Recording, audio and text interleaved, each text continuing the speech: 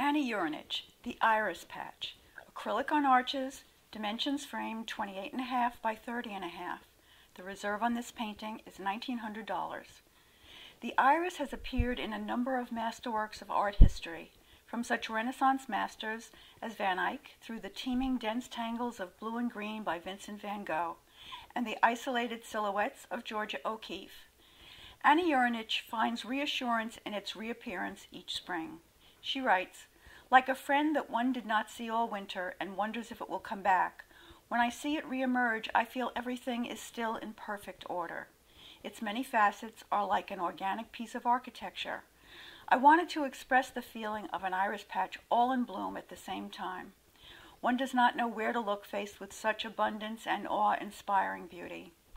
Whether it's a woman in a hooded outfit covered with buttons, a bird perched on her finger as she overlooks a classic Florentine landscape, or a bouquet of dying flowers bowing gracefully toward a table, the works of Annie Urinich have a haunting beauty.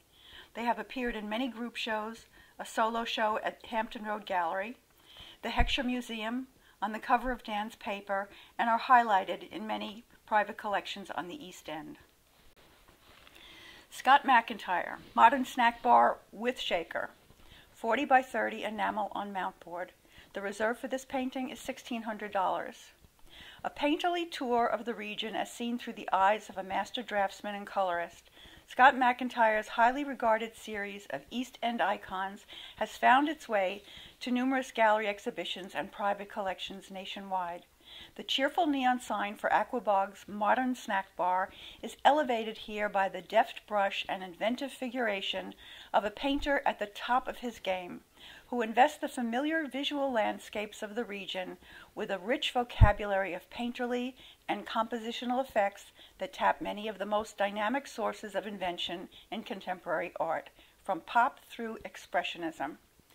Born in Oregon, a former professor of art at the Pacific Northwest College of Art in Portland, McIntyre is internationally renowned for his graphic design as well as his paintings.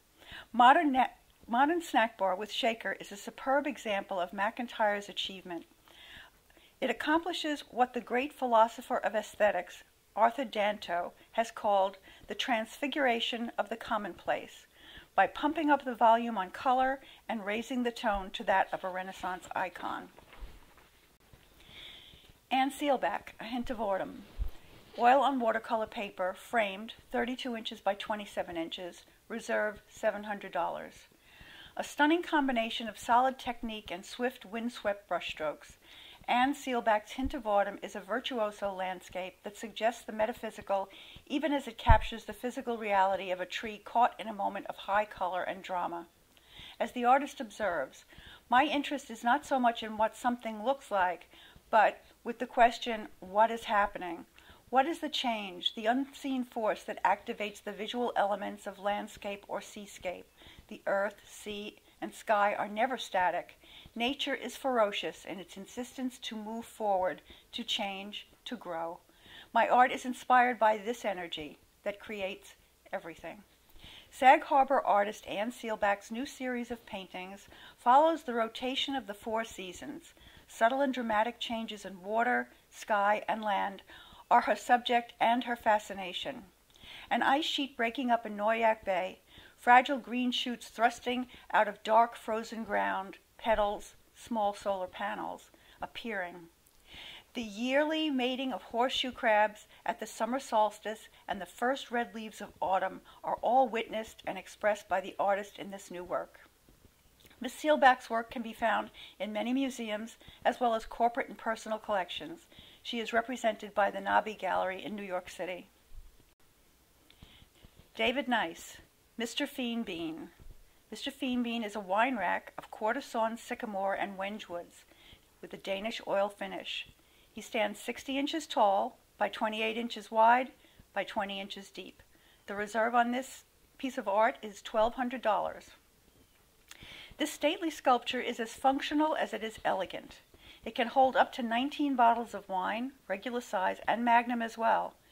Its clean lines and loving accentuation of the grains and colors of the wood are testament to Nice's Mennonite background. With 4 generations of cabinet makers behind him, he says he has sawdust in the blood. David Nice was born in Lansdale, Pennsylvania. At the age of 10, the family moved to Princeton, New Jersey, where David's father attended seminary. He honed his craft out west and is now based in Greenport, New York. Jenna Gilmore, 99 Embraces, Triptych No. 1, is an assemblage of 3 linoleum prints, approximately 36 inches by 14 inches, and the reserve on these pieces is $400. This moving triptych represents 3 of the 99 Embraces, which was an installation Gilmore began in the wake of 9/11. In each of the Embraces, lovers find solace in each other as they express their own profound grief. Born in Raleigh, North Carolina, Gilmore has often committed her art to aspects of humanity that belie our status as civilized beings, as well as creating lush scenes of mysterious narrative that are as unique as they are beautiful.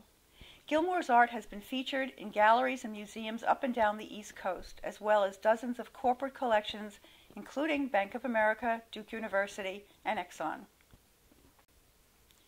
Doug Rayner, Racing with Time, oil on linen, 40 inches by 60 inches. The reserve on this painting is $2,000. There is a touching narrative, a meditation of the past and its excitement that accompanies Racing with Time. As the artist notes, it portrays the race driver Marty Himes, who lives in Bayshore, where he maintains the Himes Museum of Motor Racing Nostalgia. The artist writes, as Marty sat among his old race cars, all of which, by the way, still run, I was touched by the big spirit of the man and the sense of history among the quietly rusting cars. I have exhibited this painting in several shows over the past few years. At each opening, Marty has come and proudly stood by the work and greeted viewers as they came up to see the painting. He always brings a smile to everyone who is lucky enough to meet him. A native of Long Island, New York, Doug Rayner studied art at Buffalo State College and later with various local artists, including Stan Brodsky, Joseph Raboli, Art Cummings, and Christian White. He currently teaches workshops in oil painting and plein air painting on Long Island. His work often includes a touch of humor, reflecting a period in his career when he drew cartoons for a variety of newspapers and magazines, including The New Yorker.